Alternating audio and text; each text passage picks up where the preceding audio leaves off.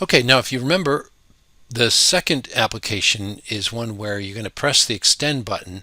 It's going to extend and then automatically retract based on hitting a sensor.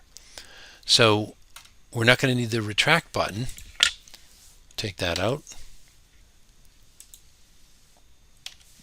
Actually, I should have left the line. Okay. So we need to add the magnetic sensor on the end of the cylinder A. So that brings us back up to the pneumatic menu. And under sensors, proximity sensors. So this is the magnetic proximity sensor.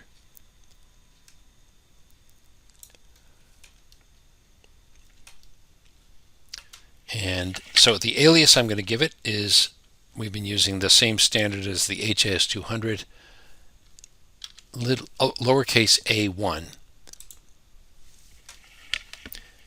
And I think I'll move this cylinder label down here. Then we need the corresponding electrical signal. So this is the symbol for the pneumatic diagram. We need the corresponding electrical signal symbol for A1, and then we're going to link those two. So we're done with pneumatics. Under electrical control, we have sensor switches. And here it is, the normally open proximity switch. And we're going to double click that. And if you remember, because we created this alias A1 over here, here it is on the list. So you just double click that to link that to the pneumatic symbol. Now I'm going to do the same thing with this label here. I'm going to rotate it and tuck it in so it'll fit in the diagram. Okay, so that's the electrical change. The only thing we need to do over here is to just replace the retract button with the address for A1. So that means we have to create that address. So we have to go back, click on the ladder diagram, make sure that's the active window. And under ladder, you go back to the PLC configurator. And what we're going to do is, actually, we don't really need to change much except that what used to be the retract button is now going to be called A1. We're using the same connection point for that. So just by changing that label, the function is going to be the same. So it's going to make the cylinder go to the retract state. All right, so we're ready to simulate this.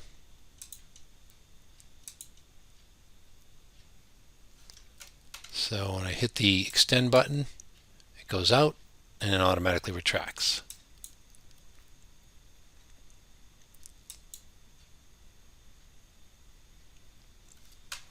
All right. Okay, once again, make sure you save it. Save project first.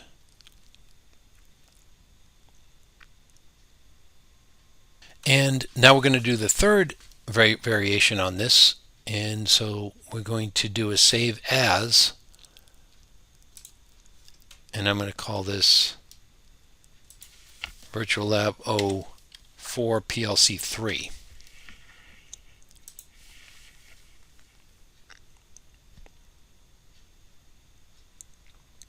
Okay, in this one, instead of having a push button to control, I'm going to have a toggle switch, which when I close it, it permanently turns the input on. So I'm going to replace the extend push button with a normally open toggle switch. Delete that, and we go up to electrical control, IEC standard switches, and here it is.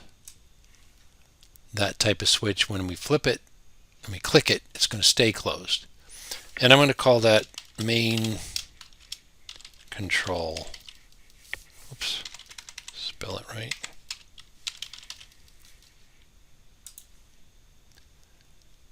And I'm going to do the same thing with the labels, just rotate it and tuck it in over here.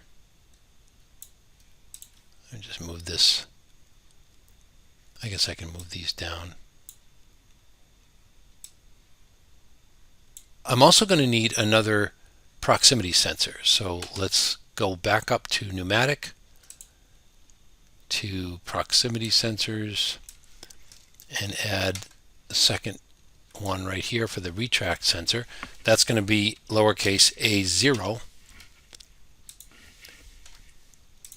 And then I need the electrical equivalent of that connected to the PLC. So that would be under sensor switches, normally open proximity switch, and we're going to link that to A0. Now I gotta get that label out of there, okay, and rotate it so that we can tuck it in like the other ones. And we'll just connect that up. Now we have to change the ladder diagram. So it's going to function so that the oh wait, I forgot. I've got to also add the A0 input and the main control. I think the main control, I just need to change the label. So let's go to the ladder menu and then PLC configurator. And right now that switch that's going to turn the process on is connected to in0. So that's right here. So I'm just going to name it, instead of extend, main control. And we need another input, now input 2, so we have to add an input over here. In 2, double click that. And that's going to be, the address is I colon 0.0/2, and the label is A0.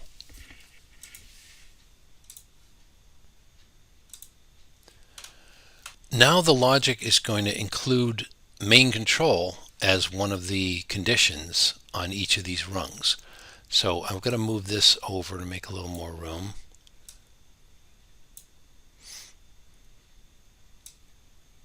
Actually, I can go right to the edge. Might as well do that. Whoops. I've already got the A1 sensor, so that if the A1 sensor goes true, it retracts, but I want to have this additional condition of the main control. So I'm going to add that to this rung, and go down and get the main control address or input. And then on this rung, I need to add an input, and this is going to be the retract sensor. So if the retract sensor is, if the main switch is on, this will be true. If the retract sensor is true, we're going to have it extend. And if main control is true, the extend switch sensor goes true, then it will retract. Let's go to simulation, normal simulation. Flip the main control switch on, and nothing happens. And that's because it looks like I forgot to connect the A0 sensor. I missed this one connection. So let's stop the simulation, fix that, and try it again. Okay, now you can see, the cylinder is retracted, that magnetic sensor is activated, and the input is on. So now when I flip the main control, it should extend, and then when it hits the extend sensor, it retracts. And just like before, we have speed control. We can slow down the retract speed, speed up the extend. Oops.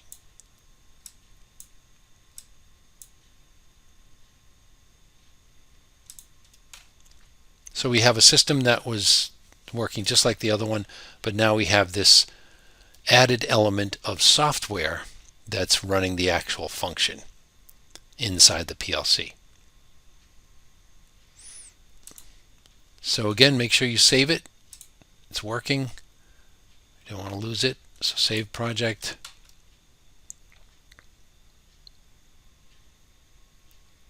And that is Virtual Lab 4.